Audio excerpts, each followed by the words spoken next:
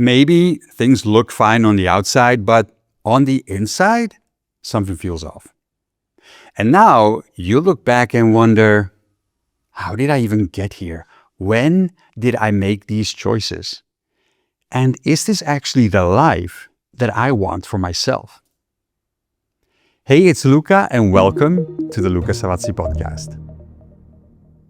So many capable people experience this feeling of disconnection between who they are and what they know they're capable of. It's like somewhere along the way they slowly drifted away from themselves and didn't even realize it was happening.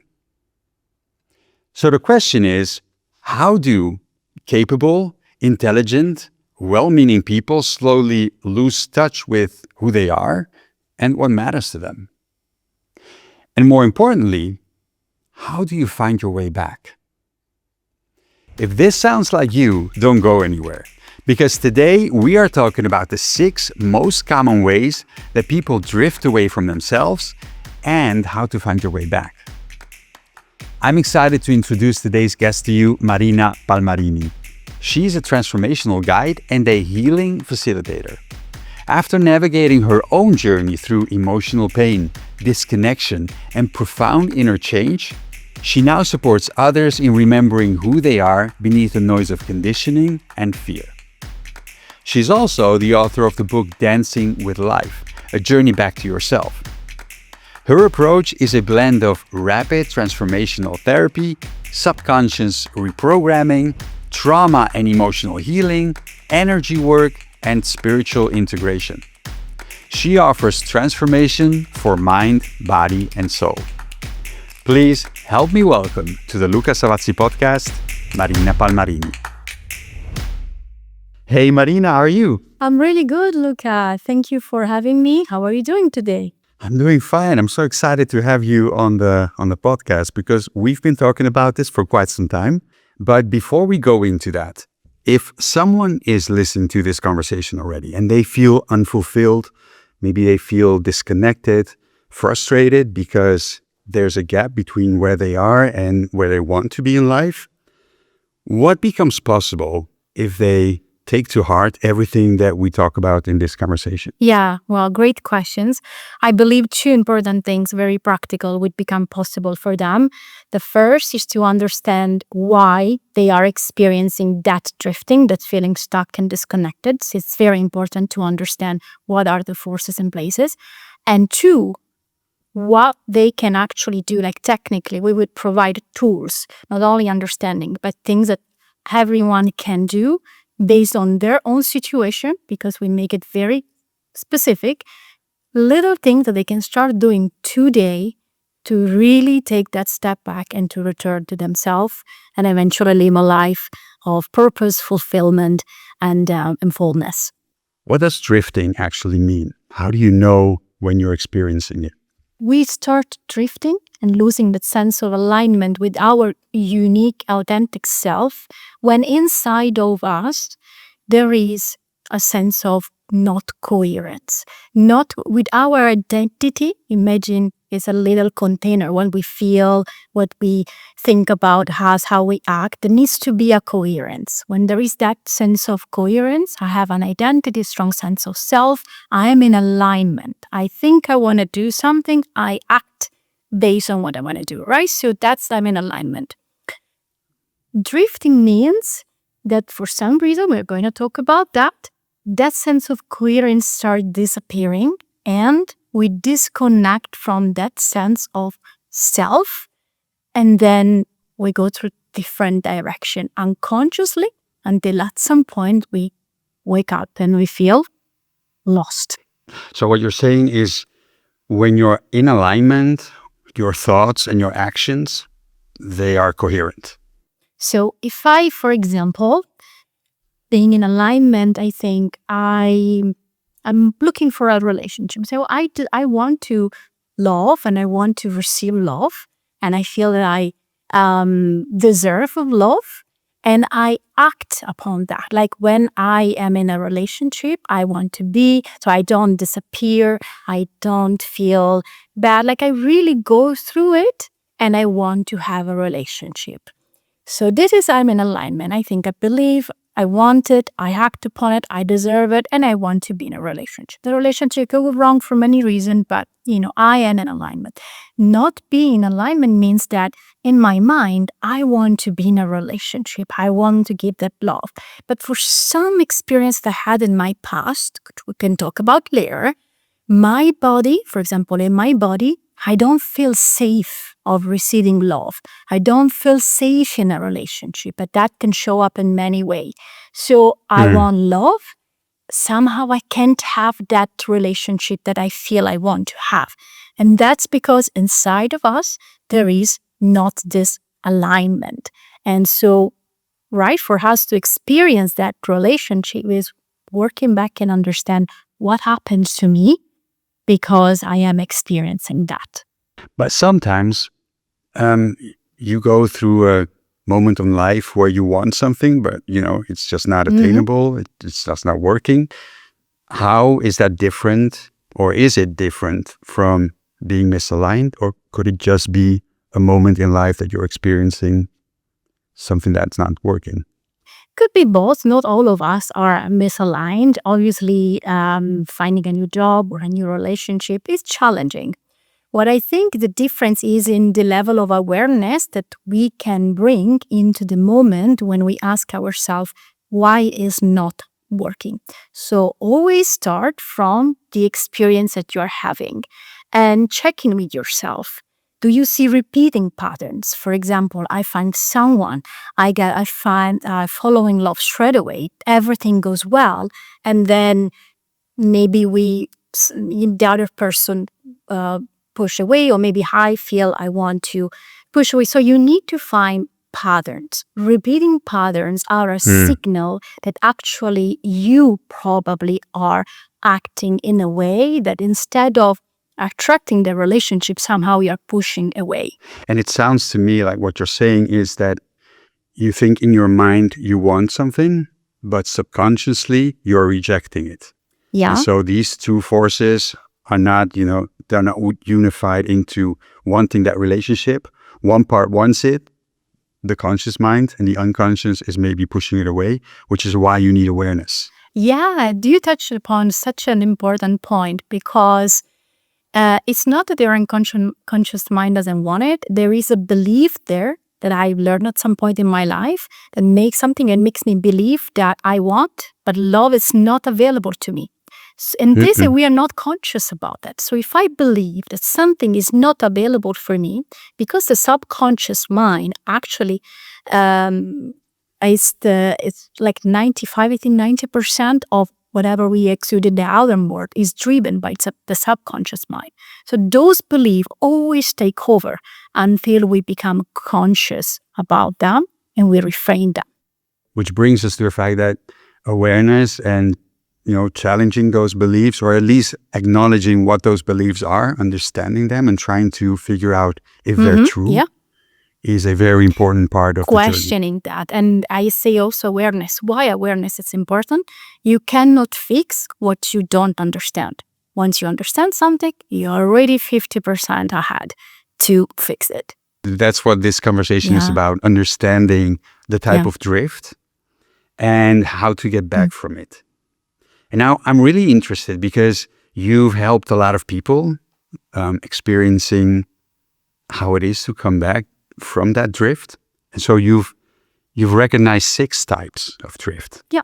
So in order to identify the 6 drift, we need to, and I like to say this because soon whoever is listening, they will be able to identify themselves, one or more than them. So that's why I think it's very important. You can have more than one drift?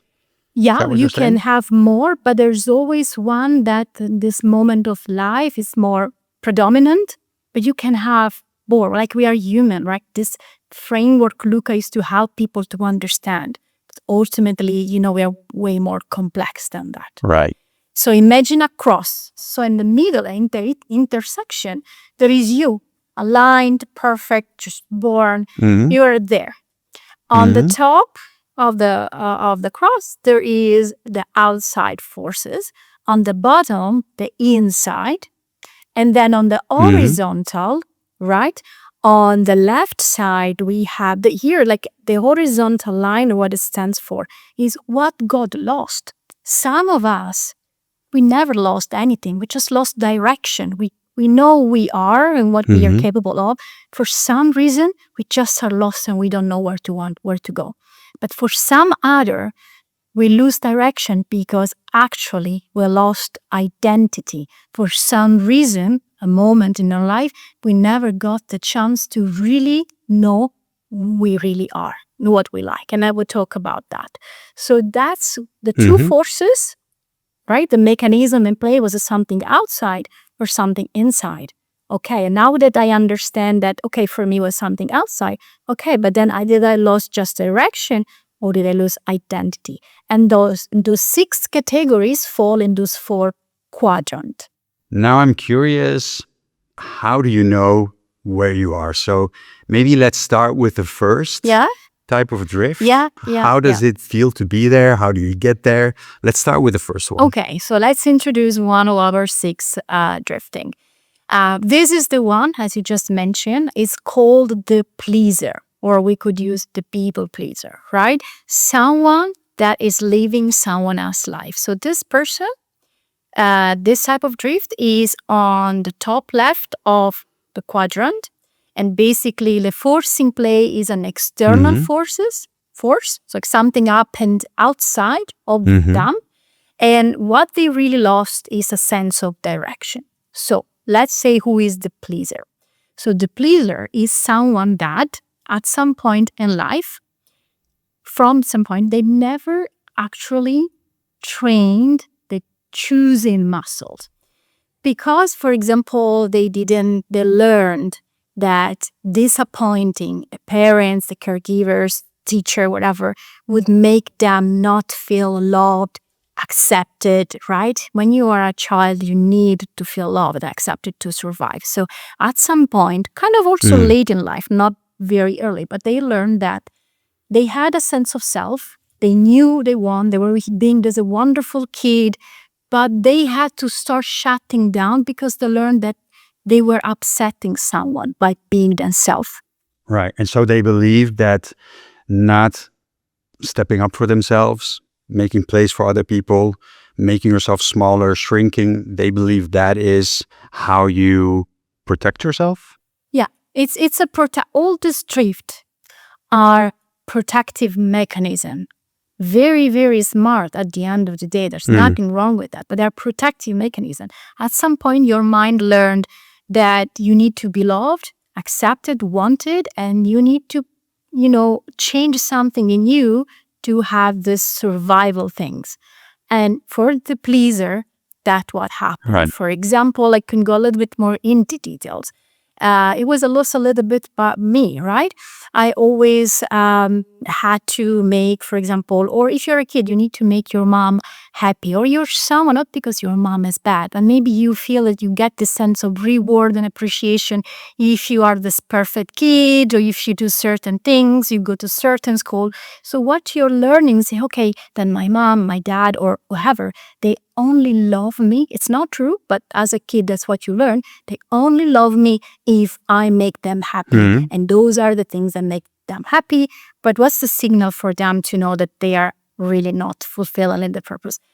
They don't feel, when they achieve something, they feel flat because they are living someone else's dream. What do you mean living? What do you mean by that? Yeah, let's say, for example, I go into law school and I become a lawyer because I think that my parents love me if I have this career. So I want to do something else, but I cannot upset them. Or it could be a really small decision. So finally, I am a lawyer. Finally, I'm working this amazing firm. Everyone thinks, oh my God, you should be so happy. Yeah, I'm happy. But inside it feels like flat. You don't feel a sense of, fulfillment. You always feel like still something is missing in my life, right? You keep wondering what is the sense of emptiness. It's because you are living someone else's dream. You're very good at it. Doesn't mean that you don't have to do. But maybe if you had the courage to say no and to say, okay, if you don't accept him, it's fine. If you don't love me, it's fine. I actually like to do something else and I do it. probably you would be doing something else right now. For someone who is used in being a people pleaser, living someone else's life, not making choices, it's pretty hard to start getting back to yourself and making those choices. Yeah. So how do you do that? Yeah, it is very hard, but there are little things that you can start doing right now. And I did this myself, and it really works. First thing, whenever you are in front of a decision and a choice that you have to make, like either someone is asking, do you want to go out or do you don't want to go out? Do you want to take this trip to South Africa or to Finland, right? A people pleaser, to not upset that friend, or to feel that they can still be in a relationship, that friend probably will still love them, but the default mechanism, I cannot upset them. Even if they deep down, they want to go to Finland, they will say, oh, let's go to South Africa, right? So the first thing that this person can do, whenever like a half second before they make the decision, bring the awareness to that half second before you speak. And really inside of you, just check in. No judgment. Don't force yourself. You need to train the muscles, right? Don't force yourself. It's still going to be difficult to make a decision, right? But just check in and start bringing that awareness. And you will start training the muscle and say, well, actually, that is what I like. That is what I don't want to do. First thing. Second thing, that's more difficult, but it's so much needed if they want to make changes in their life. Start saying no. Practice saying, no, that doesn't work for me. It's the most difficult thing. But saying no to others is saying yes to ourselves. And saying yes to ourselves is bring back coherence and go back to who we really are. Right? It's difficult. It's difficult, especially if this is what you're used to. If you grew up like always saying yes, saying no is very difficult. And I know from my experience that saying no at the beginning felt like super difficult because you know that you are going to disappoint someone. That's what you think, at least. So I learned to say yes with conditions. So I learned to have that pause and say, yes, I can do it, but I won't be able to finish that other project. Or yes, I can do it, but maybe next time we can do something else. So at least you start putting in your first opinions. Very good. And then take it from there. Very good. I mean, I think everyone will find at the end their own way to cope, their own strategy. There's not a fixed ropes for everyone. So So the people pleaser, pause before you react. That's what you're saying. And then start saying no. Yeah, and start finding something, really practice things that you like, and really ask yourself, do I like it? Or I am about to do these things because I really enjoy it, or because I'm conditioned by, right? Those are the three things, very similar, very, very powerful. Which brings us to the beginning of the conversation where we talked about the beliefs and how you have to, challenge those beliefs. Yeah. Once you start saying no and you see that other people accept it and don't stop loving you and, life goes on, even if you say no, then you can start challenging your beliefs. Okay, can I push this further? Absolutely. Always challenge your belief. Talk to your mind. Is that really true? No. Which brings us to the second type of drifting. Yeah, so the second type of drifting, so let's remain on the same quadrant, the survivor. So what happened to this person? So this survivor is someone that at some point in their life went into coping mechanism and never stopped. Example. So something you are having like your life, you have your passion, you want to become a musician, or maybe, you're playing, you're studying like your life, everything is going well, and it's your dream, your passion. Feels like you're talking about me. Oh, wow. Good. Go on. Let's see. Really interesting. So you're very passionate. You know who you are. You know what your passion. You have your dreams. But something happened. Like it's more something dramatic. For example, maybe there could be a loss, financial loss. Maybe you lose a parent, or maybe all of a sudden you need to relocate to another country. So you cannot do the same things. For example, Mm. again, I want to be a musician. It means that for many years, probably you need to live with your parents. They will pay for your school, and so that you can follow your dreams. Well, let's imagine I lost my parents or something really bad happened, and I had to put everything aside, and I had to find a job, pay my bills, or maybe I am in a beautiful relationship, but I'm very young, and all of a sudden we're expecting a baby, right? So I have to go, I have to push aside something. There's nothing wrong with that, but there's something so meaningful, important, sometimes also dramatic that is happening. So I had to put aside everything that I was making me feel alive to pursue another direction. Could it also be that, and I'm taking myself an example again. Yeah. I grew up loving acting, music, doing the stuff that I love, being really focused on, achieving my goals and getting where I wanted to go. Yeah. And that worked like for a very long time for me. And then there was the pandemic, like in 2020, we had COVID, which forced me, because the business shut down, there were no acting jobs anymore. All these things happened that we all know about, which forced me to get a job. Because I had to pay the bills. You have your mortgage, you have your stuff. And I felt like, sure, it was okay to do that job and I enjoyed doing it, but it wasn't my passion. Yeah. And it was a way to, go through that moment of disruption. Yeah, 100%. That's a perfect example, right? Doesn't need, most of the time it is dramatic, but it does need to be. So yeah, and for this type of people, the way they recognize they are in this category is because sometimes, for example, well, I am assuming in your case now you're back to, to be an actor, etc. But let's imagine it was not the case. Most likely you would say, well, I used to be such a great actor.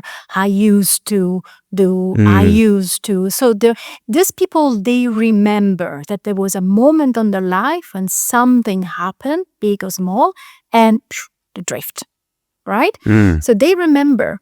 But the point is that in their present, like let's say they're reminded that we are talking to someone that right now they're feeling stuck and fulfilled. So in this moment of their life, something is awakening. They can see that something happened, but they're still acting as the issue is still happening, right? And somehow, because maybe they have been living this surrogate life for so long, somehow they say, well, it was so long ago that I was a musician. Now I have a family. So it's very difficult in the daily life. It feels like giving up almost, like you gave up on your dreams. Yeah, you gave up on your dreams. But what they have to do, the first things, bring awareness and actually reframe your mind and acknowledge that what you did, it was actually something that was saving you. What do you mean? Right? In the sense that you saving, like you, as you mentioned with your example, you had to find a job because you had somehow save yourself. Otherwise you wouldn't, like save, it's a big word, right? But without the job, you could have not sustained yourself in your lifestyle. Like even if nothing bad would have happened, right? But you made that conscious decisions. And let's assume that you're still in that job stuck, but right now the pandemic is over, you can still go back to acting, but somehow we're now, but is it worth it? I have to start again from scratch. I make good money. Maybe the other one, I don't know. So you're stuck. There's a decision in there, right? Well, obviously you need to make the jump, right? But what we're talking here today is like, do I see myself in here? So let's acknowledge that there's nothing wrong with you. It was very courageous of you to stop doing something you're passionate about and to adjust, to continue living. But tell yourself that right now, that situation is over. And what you're saying makes total sense. And I kind of feel like this relief because I did make that choice from a place where I knew I needed to survive. So I did become that survivor.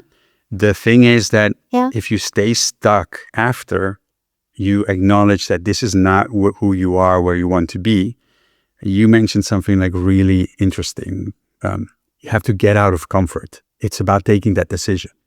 And unless you don't take that decision, this is where you're going to stay stuck. Yeah. But there are little very simple steps that they can actually do, because before you make that jump, you want to prepare. So for example, try to remember really well what actually made you passionate. Like, let's imagine we are talking about someone that maybe disconnected from their dream and passion like 10 years ago, right? So probably they even forgot about it. So bring back into your present what excited you before. Also, another things like, during your week, during your day, reintroduce doing that. It doesn't matter. The purpose is not maybe you will find out that all of a sudden you don't want to be an actor anymore. That's fine, right? But you need to get unstuck. And so you need to get awareness. Start doing it again. Reconnect with the sense of joy, fulfillment. Maybe that will be enough for you, right? So one, acknowledge there's nothing wrong. You're actually very smart if you were able to do this. And your mind is so smart that if you did it once, you can do it right now too, but to move towards another direction. So start doing daily what brings you joy. So let's go to the third type of drifter. Okay, so who's that? So now we're going to move to the bottom left quadrant.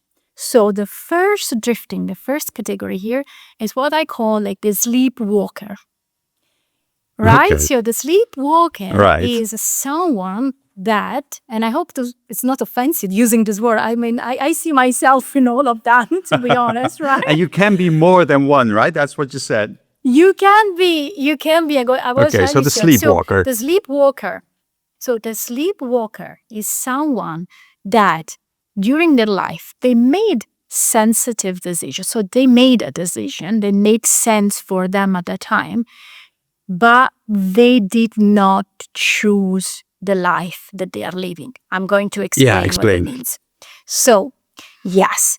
So, ever has it happened to you that you make a decision just because there is a momentum? For example, I am just out of school and there is this opportunity to, I know someone in a company, they offer me a position to start working in finance. That's what I've studied. There is a momentum. Yes, I chose. I'm making this choice. There's no one outside of me forcing me. No one is going to blame me on not loving me if I say no.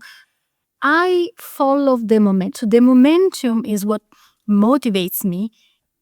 And I make that decision. And then life just continues building on that momentum. Then I build a career on top of that. And then I make someone and I get... So life is fine. Like there is slow erosion. So I made a decision and I'm living a life that is perfect, but I did not choose it. So, but you did choose it. You choose it, but unconsciously. What does it mean? Let's go a layer inside that moment of decision. When you're out of school and someone is offering you the job, it's a great opportunity, a lot of money, you make this decision, but you're not checking with yourself and really asking. So if asking yourself, wait, do I really, maybe you still want to work in finance, right? But maybe you want to have your own firm. It could be little as that, right? So do I really want to do that, or I am doing because it's simple? Okay, so what you're saying is, are you really aligned with your vision, your goals, what you truly want, or are you taking this decision because it looks good right now? Yes. And to go a little bit deeper, obviously I'm going to stay on the general. Everyone then has different story. But when I say because people are in the internal forces, most of the time, and I see myself also in there is a belief playing. Maybe deep down, I don't believe that I can do something else. I don't believe, maybe I am afraid of maybe pursuing or taking a decision, because if I fail, I am the one to be blamed. So those are unconscious mechanisms, right? Everything is in our subconscious mind, and that's common to all the drifting, right? Now, we don't know. We are making very general, but there is something inside of us that is playing an important role. And if this is the scenario, that's what most likely happens. See, and I totally understand that you say you can be more, because I also feel I could be one of these. Like, give you an example. Like I said, I like doing a lot of different things. And there are many people who have multiple passions, multiple talents. And so you kind of end up going from one thing to the other, and then something else looks interesting, you're going to jump on that. And then what happens is, because you're switching so many times, you're not making that momentum. I know that I can start, sometimes I start comparing myself to where other people are. So I compare my start point to somebody else's middle. I feel I'm not good enough. I'm never going to get there. I'm behind. They're further ahead. I need to do something else, because there is something else that I can also do. And I could be successful. And so the loop starts again. Yeah, that's actually, you use a very important word. There is an internal loop that actually is at play in our subconscious mind, the loop right? of repetition and not really building momentum. Yeah, well, in that case, for the sleepwalker, there is a momentum. They did not build it. It was just presented to them. The opportunity arises, I'll take it. Easy. I don't take decision. I follow the flow. But that brought me somewhere else. And now I'm feeling stuck because I don't know where to go. I lost a sense of direction. I thought I was going right. Something feels empty inside. What it is? Well, you probably now, those people are the one that have to wake up. The interesting thing about the sleepwalker, if I hear you say this, is, and I also look at my experience and the people I coach, is that oftentimes you drift so far away because the process of drifting doesn't feel like drifting. You have these moments of joy where you jump on something new, and then from that you jump to something else. So it feels like you're making progress, but you're not making, you're moving, but you're not really making progress. Yeah, that is true. You touched, it's very difficult. Like all of this 6 category, honestly, we are making simple. It's very difficult. And for some of them, they really need, those little tools are going to help them. Some of them, they really need support, because we build a lifetime. And I also want to reassure the listener, understanding that perhaps you took the wrong direction in life. It doesn't mean that maybe don't blame yourself if you don't have the courage or the possibility to make changes. It's okay. We don't all of us need to leave families and jobs, and sometimes it's okay just to acknowledge and say, you know what, for now, just start changing the way you approach this life from that moment on. And that's okay. Right. You're still living a beautiful life at the end of the day. Let's remind ourselves and to be grateful and reframe and look the positive rather than the negative, right? So I hope that is also helpful. Okay, so now that we know about sleepwalker, what can you do to stop sleepwalking? Okay, so the first things, sounds a little bit creepy, but it's an exercise. I invite everyone to do it, because also will help them to really understand if they are in this category, because it's also very difficult, right? Sometimes you don't know. It's called the Obituary exercise. So it sounds creepy, but I do all the time, and it really works. So imagine is your funeral, right? And someone wrote on, about you, the life that you had. It was an amazing financial, whatever, all the things that you actually have right now in your life. So write that, and then write what you would like to read in there, right? If those two versions are different, that's a signal for you that actually you didn't make the choice that you really wanted. So this is the first thing. It's creepy, but it really helps. It brings you back to reality. It's confronting, yes. It's confronting. And then the second thing, once you realize, okay, probably nothing wrong with me, I was probably not conscious, but I had done this mistake. Then take one, because the problem of these people that all area of their life are very interconnected and linked to the sense like, so you cannot leave everything. It's very difficult.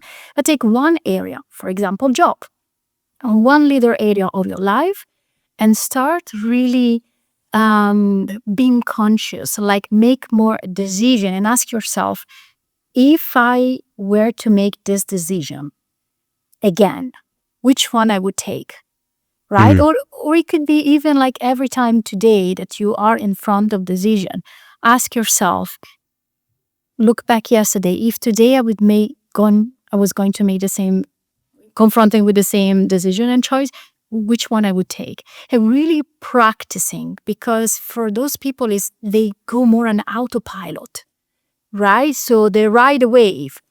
And so they need to start learning to take risks, to confront who they really are and be okay that maybe they have needs or pleasure that are different than what other people think, and that's okay. Like they need to bring that self up. It's going to be uncomfortable, but necessary for the change. Okay, so first start writing your obituary and then interrupt that loop. Yes. So in this case, it would be to rethink the decisions that you made and see if you would make them again. That's what you're saying. Yes. Yeah. You said it very, All right, so very stop the simple and right. autopilot. All right. So we had the pleaser, we had the survivor, we had the sleepwalker. Who's next? Okay, so we are again in the same quadrant, bottom left, internal force, loss of direction, right? Okay. We have the emptier. That is one of the most difficult to find and to change. So who is the emptier? The emptier is someone that give everything. Have you ever known someone that gives so much to their family, the work, a mission? They just give so much and they're left with nothing. Okay, so give me an example. What would that look like? Okay, so first, for these people, when they start feeling the feeling of emptiness, drifting, lack, like there are certain moments in life. And by the way, I also want to open a bracket. There are moments in life, like when we turn 30, 40, 50, or big milestone from work to school, when all this wake-up call is going to happen, right?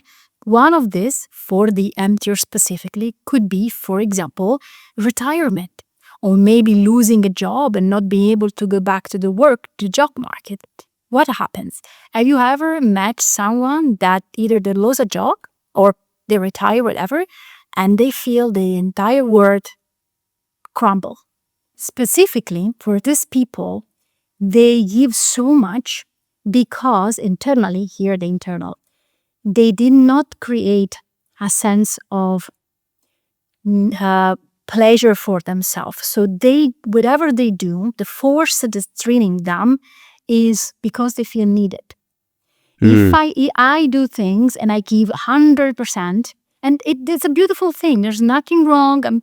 Right, it's unconscious. But like I see, for example, my mom, she gives so much for the family, but ultimately she does because she loves us. But I know, because obviously I have a little bit of knowledge now, she likes to feel needed. She needs to feel needed. If you remove that, so if we, some reason, if we remove the sense of why I am doing this, right? She doesn't exist anymore. She doesn't have, or other people, I don't have hobbies. I don't know what I like. There is not a sense, I don't know where I have to go. If I ask them, what they do, they really do because have pleasure. They love people and get, that's nothing to question them. But deep down, the reason why they do it, because they feel needed. If I tell that person, I don't need you to do this, they feel so bad. There is another person that have the same, and they don't know how to say no. They don't know how to stop. If they are extremely tired, but they know that if you ask them, can you please come over and prepare me the dinner because I'm sick? They may be dying themselves, they will come because you need them. The difference is with a person that is conscious, is that with the same love and same effort and nothing wrong with them, but inside of them, they also do because they have pleasure. Say, well, I do because that makes me feel good, right? So another person could still do it, but the sense of self and feeling fulfilled is not linked outside, is inside. I know that I am still good if I say no or if I give just a little bit. So there is this internal fragmentation, and the emptier, it's someone that they're not selfish. Those people, if you go to the tools, they need to start being a little bit selfish.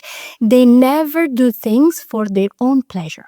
That's Yeah. why it's internal. They never build something for themselves. Do these people want to change? Because if it feels so good, if it gives them this fulfillment, why would you want to change?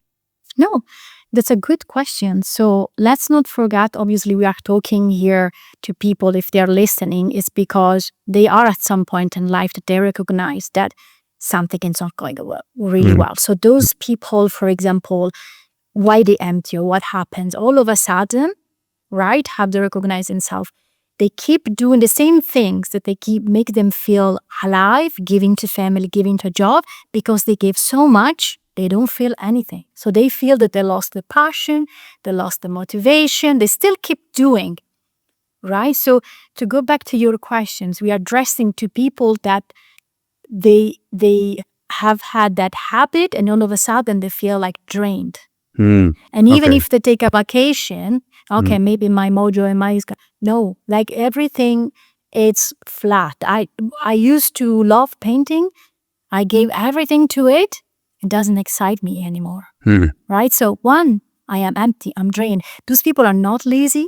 They are not procrastinating. There is nothing wrong with them. They just need to take time to really sit and learning to do the things, even reading a book, not because tomorrow someone is going to ask me, can you tell me about the book? Because I love this book. There is no audience. I'm doing for myself. How could you help a person understand what's happening if they are, if you have to tell someone that this is not sustainable? If they are not aware yet, so if they're still in this, still an autopilot, right? Maybe they feel always tired and they say, I don't want to do it, but still they still do. That's a little bittersweet, but can I tell you something that at the end of the day, it's really my belief. It's not up to us to help anyone. What we can do is to open a door and shine a light and bring awareness, say, hey, I love you even if you don't do this. I feel that you are doing this because maybe inside of you, you feel less than. So just plant a seed in their mind, but we cannot change. It's their past. There is a reason why they have to go through this, because there is a learning. Probably they have to learn to give to themselves, to love themselves, right? We are all learning to love ourselves at the end of the day. Right. So that's their past. We are not going to help. There's none, even if as a coach, as a therapist, we are providing tools. Say, hey, here is the door. I'm shining a light, but you need to take action, right? So sometimes, Luca, and I want to say this because many people I know, we really want to help. And we see That's the first we impulse. really see the other person failing, going in the wrong direction, the relationships, how this is really wrong. But this is this very selfish act because we somehow are interfering with their life path. Perhaps they need to fail, like the emptier. Perhaps they need to reach the point of emptiness because that's their wake-up call, right? Sometimes if you not experience extreme pain, you're not going to change. If you identify as the emptier, what can you practically do to find the way back to yourself? Yeah. Start practicing being a little bit selfish. As I say before, start doing. It's very difficult for them, but like start doing something, reading a book, choosing a dish to go to a restaurant where to go, a movie to watch, just for the pleasure or watching that movie. No one knows about it. No one is going to be helped by you, just yourself. Something that makes you feel good, right? And practice that. It's practicing. Bring something in your life, then bring joy. Because, so why does people feel lost? Because the source of their sense of self and identity is outside, it's always been outside. When that source goes away, when no one is needed me anymore, I'm retired, or when no one is asking me to cook for them, that source is done. And inside, I don't know where to go. So build that source of motivation or something inside of you and start from there. Marina, this is so helpful to see all these different stages that you can drift in and what you can do about it. We have 2 more to go. Yes. So I'm very curious. What is the next one? So now you're moving on the other side of the quadrant. So we are back on the top, but on the right, the chameleon. So back on the top on the right, so the force in place is still, and again, the outside force. So something that is happening outside of us. But in this case, we talk about what got lost is not just direction, is identity, the sense of self. So what does identity mean before we go into it? The identity is like a container, right? That contains how we feel, our thinking, emotions, experience, memory, everything. And when those are in coherence, they are coherent, right? You remember at the beginning, we talked what I feel, what I think I feel, and I act are in alignment. There is a sense of coherence. Then I have a sense of identity. I identify with this. I'm making very simple, but just to help to identify.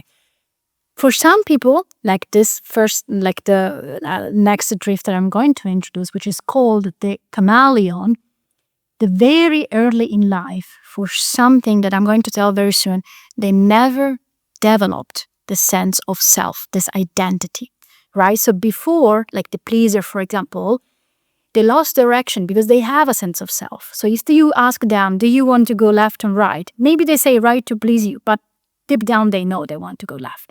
This category, for example, the chameleon, that they lost the sense of identity, they really don't know because they never had the possibility to make the decision, to develop the sense of self. Okay, so you're calling it the chameleon because? Because, the chameleon, they can change colors. So those people, those categories, they are very, very good in reading the room and adapt. They adapt so well to everything and everyone, but they lost their own colors.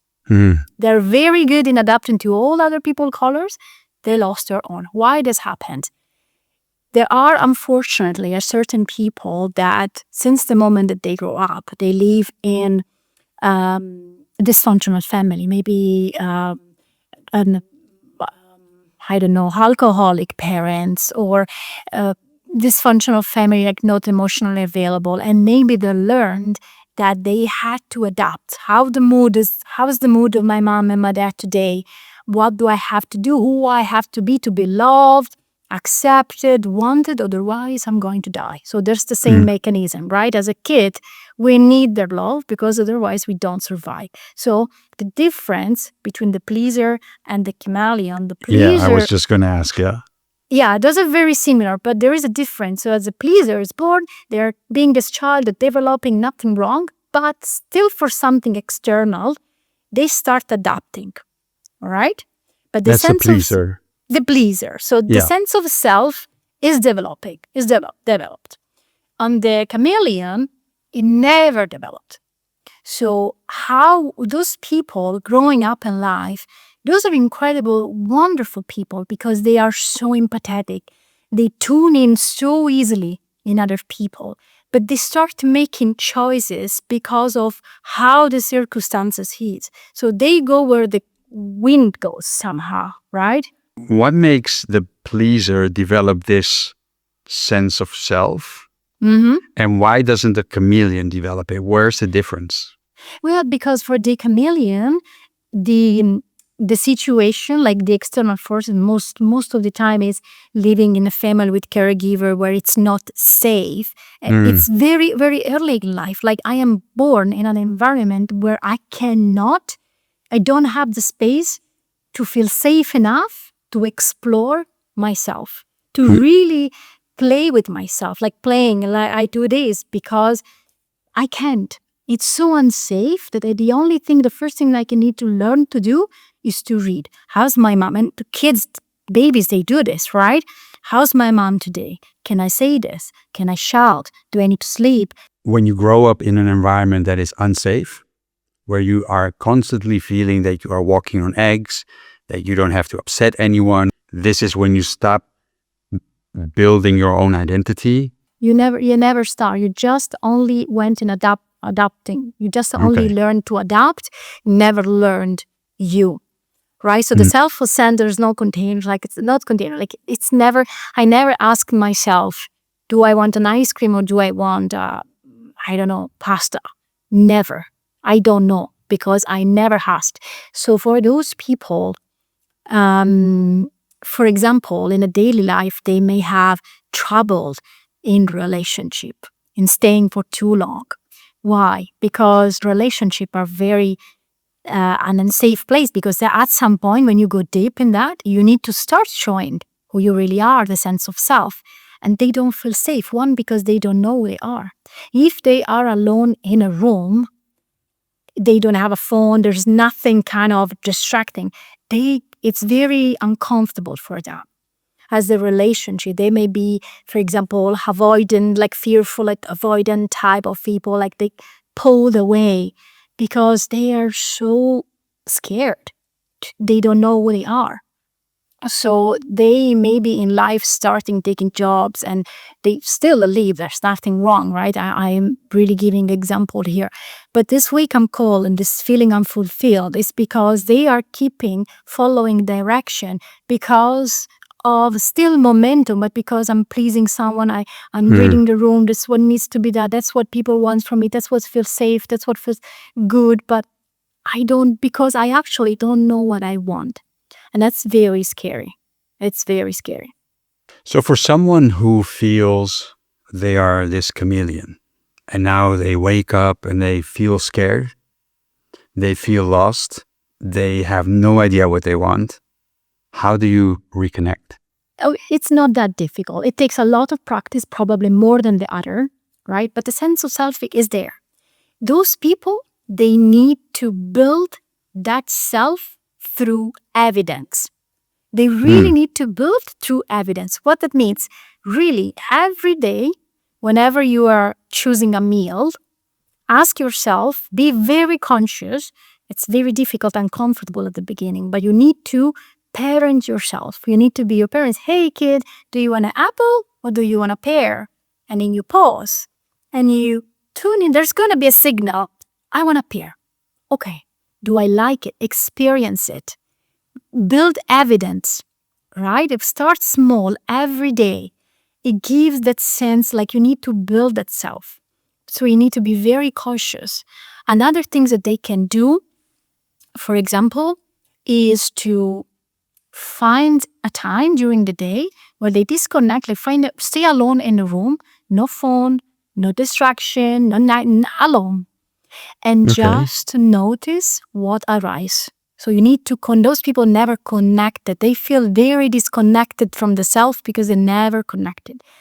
Notice what arises. No judgment, nothing. Just what arises, thoughts, whatever. Start connecting whatever is in there. Whatever. What are you supposed to notice? Like the inner voice? Like how do you know it's not your inner voice judging you? Yeah, that's a good question. Then maybe you will reflect something. Maybe you're in a moment of life. Maybe your experience is disconnect. So maybe you feel prone to reflect on where you are at this time. Just allow it. Whatever it is, allow it. Reflect. Take note. Don't judge. It's just leave it there. There's nothing wrong with that. You need to practice this reconnection, the awareness, and try to build this evidence. Who am I? What do I like? Why did I do this? Why did I take this choice? In this circumstance, how I am feeling right now. And it is very complex. I always encourage maybe to work with someone. Another practice that they can do, and this is much easier, if those people have in their life a friend or someone that they can really trust, talk to them and practice being yourself with them. So practice being yourself with them. Yourself, like spend as much time, but don't build a mask. Like whenever, allow yourself to be that, to bring out that weird, quirky part of yourself. Sometimes maybe you want to always feel like, oh, I need to, if we sleep together, I cannot snore because just do it, right? Don't be afraid, because ultimately those people, they need to understand that it's okay. There's no relation, there's no people that have everything perfect.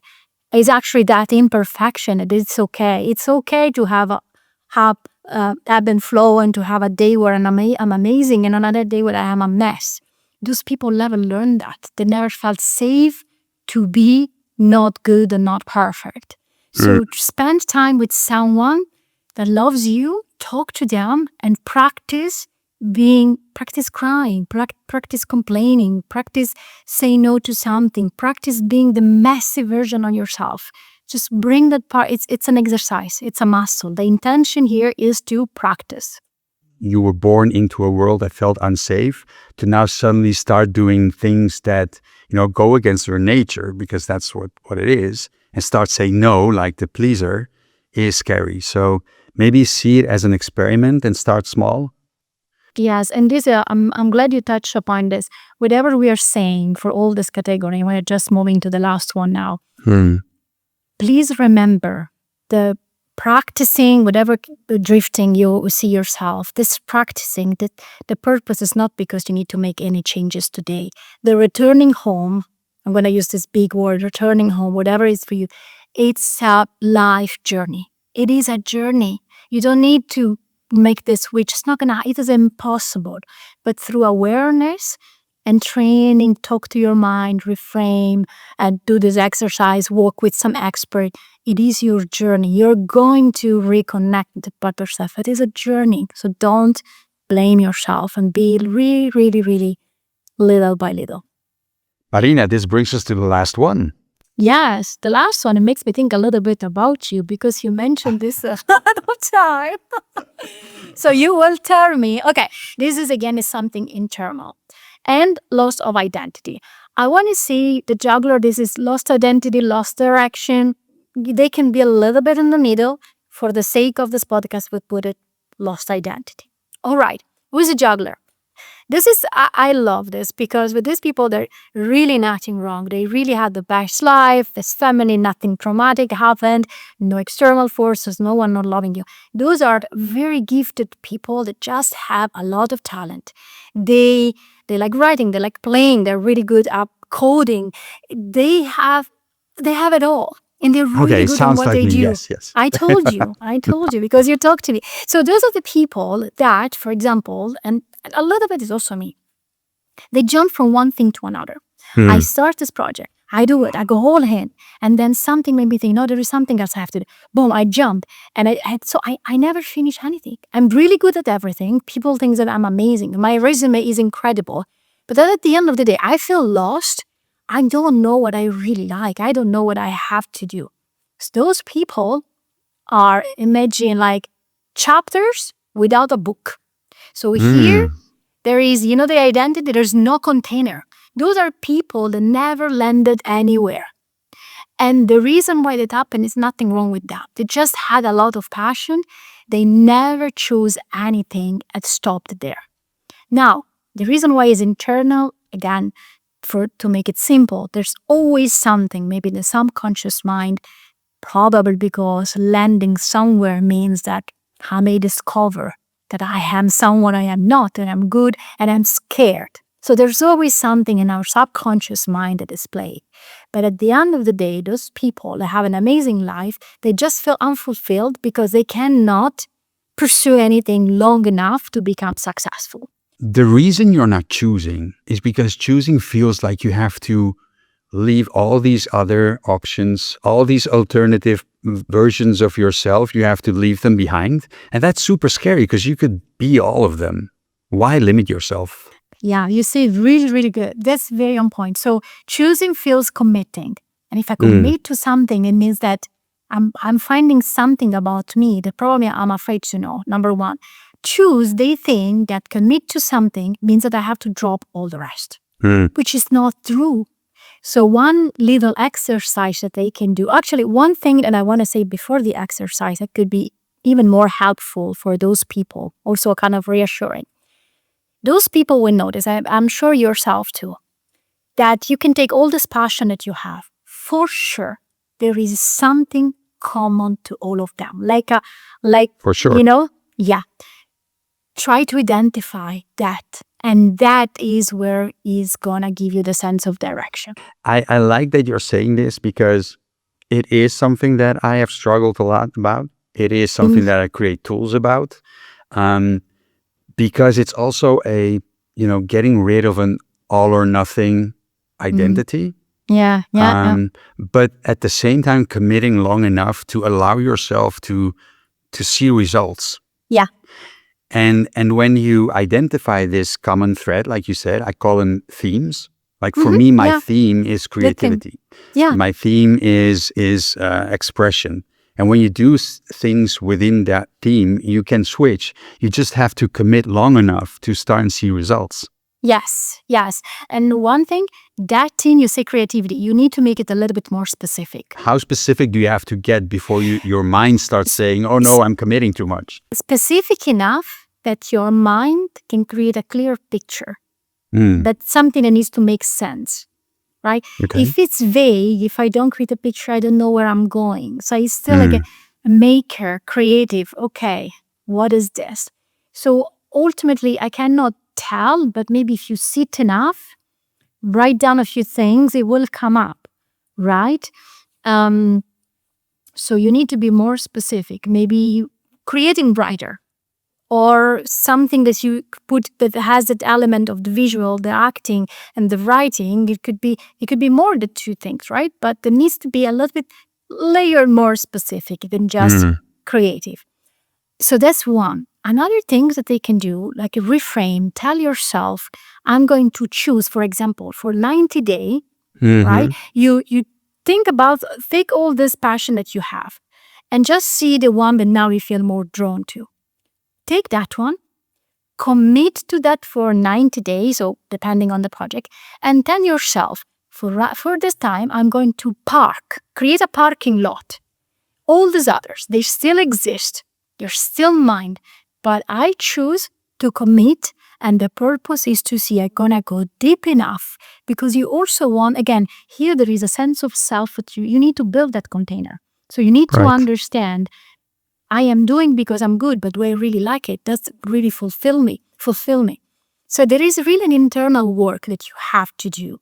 And it doesn't mean that at the end you have to drop anything, but it's really more, how do I say, an exercise on choosing and being intentional and really having a little bit more discipline. In a previous podcast, I've spoken about the stay until rule, which is a rule that I created for the purpose of being at an event. But the stay until rule is also a tool that does what you say. You choose to commit to a project, or you choose to commit to a specific goal, not forever, but for a specific time frame, like for a season, like 90 days to 6 months, and then have these in-between checkpoints where you check, is this still aligned with what I want? Yeah. So that you don't escape. If you're still aligned, you know that you have to go through that extra effort to get the results that you need. Yeah. And let's not forget, again, we are talking about people that feel lost, drift, lost a sense of purpose and fulfillment. Those specific people, like the Juggler, they lost a sense of purpose because they do many things, but not enough to understand that this really is mine. Like, how does make sense with me? So the purpose of committing in something, yes, is always to understand at some point you don't want to waste your time. But remember, the purpose is you're doing for you. You need to discover how much this makes me feel alive. Right. So that's why you check in with your theme or the through line, which was in my case creativity, or a layer deeper than that, but also keep checking if you're in alignment with that over time. Yes. Yeah, absolutely. And don't be afraid to say no at some point to something, because these people is like, they build also, they don't have a proper identity, but they build identity around many things. And because all these categories can all overlap, as we learned, sometimes we're very good at something and we keep doing just because people think that we are good at it and whatever, right? So again, we are probably also pleasing someone else. It could be quite complex, right? But at the end of the day, if these people want to recognize themselves, those are people that since they were kids, they had a lot of passions, multi-talented, they can do everything, but they never landed anywhere. So discipline for them and practicing a little bit in like setting aside and I'm going to commit and do, and that's what as a starting point could work. Wow.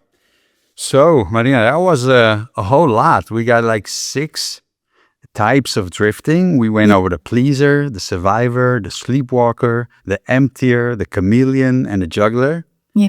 And like you say, you can be one, you can have more of these types. Like there is no specific one. Yeah. What is most important for all these types of drifting? What is that one thing, no matter what type you are or what, what do you do?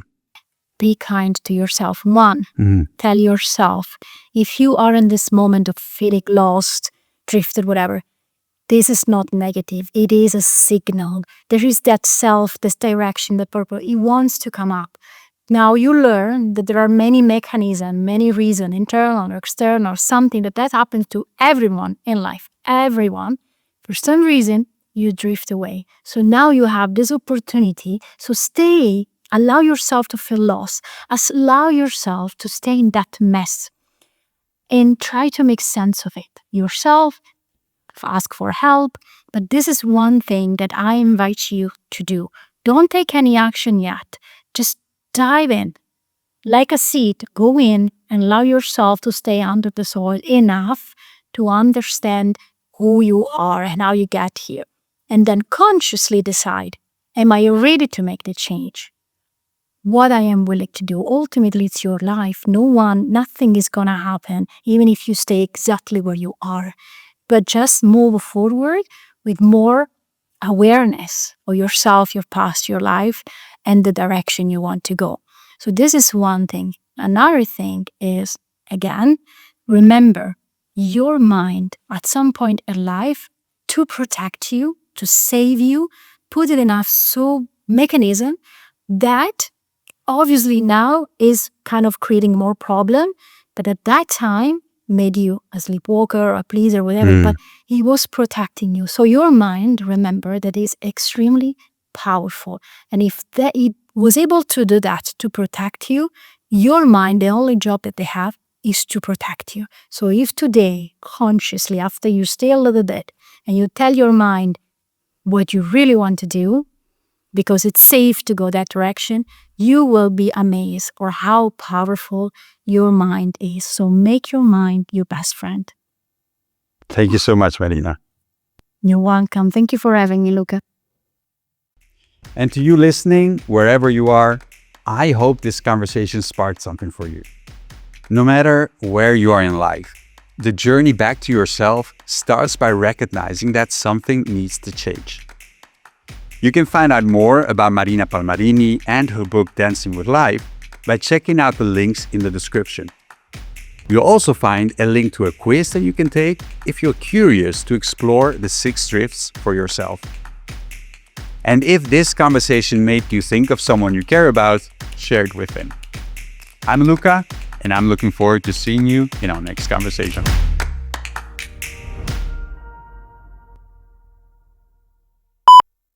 Please help me welcome to the Luca Srazzi podcast, Marina Palmarini. Hey, Marina. Hi. Hey, Hi, Marina.